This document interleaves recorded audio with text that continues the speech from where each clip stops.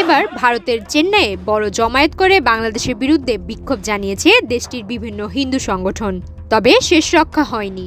অনুমতি ছাড়া প্রতিবাদ জানিয়ে বিপাকে পড়েছেন বিপুল সংখ্যক বিক্ষোভকারী। প্রতিবাদে অংশ নেওয়া বিজেপি, আরএসএস, এবিভিপি, হিন্দু মুনানি এবং অন্যান্য হিন্দু সংগঠনের সদস্যদের মধ্যে হতে 100 নারীসহ প্রায় 500 জনকে গ্রেফতার করেছে চেন্নাই পুলিশ।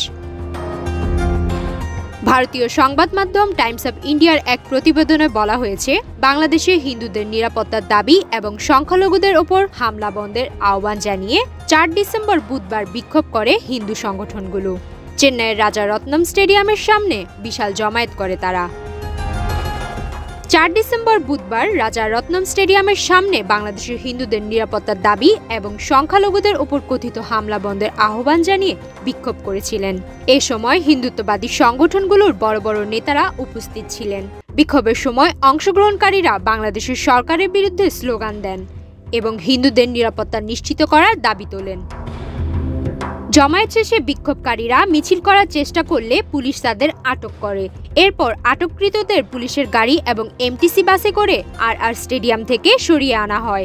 আটকে রাখা হয় শহরের আন্না অডিটোরিয়াম এবং পেরিয়ামেটের একটি কর্পোরেশন কমিউনিটি হলে।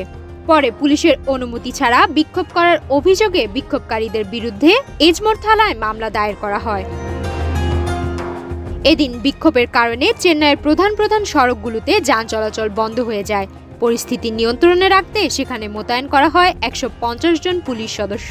প্রতিবাদকারীরা যেন নিরাপত্তা বলয় ভেঙে মিছিল চালিয়ে যেতে না পারে সেজন্য ব্যারিকেড বসানো হয় রাস্তার বিভিন্ন প্রান্তে। এর আগে সোমবার আগরতলায় বাংলাদেশের সহকারী হাই কমিশন প্রাঙ্গণে ঢুকে হামলা চালায় হিন্দুত্ববাদী সংগঠন হিন্দু সংঘর্ষ সমিতির সমর্থকেরা। এ সময় আরও কয়েকটি সংগঠনের সমর্থকেরা সেখানে উপস্থিত হয়ে বাংলাদেশের সংখ্যালঘু নির্যাতনের ব্যাপারে অভিযোগ তোলেন। বিক্ষোভের সময় বাংলাদেশের জাতীয় পতাকা ছিঁড়ে প্রতিবাদ জানান তারা। এছাড়াও সেদিন মুম্বাইয়ের বাংলাদেশ উপকমিশনের কাছাকাছি বিক্ষোভ করে বিশ্ব হিন্দু পরিষদ।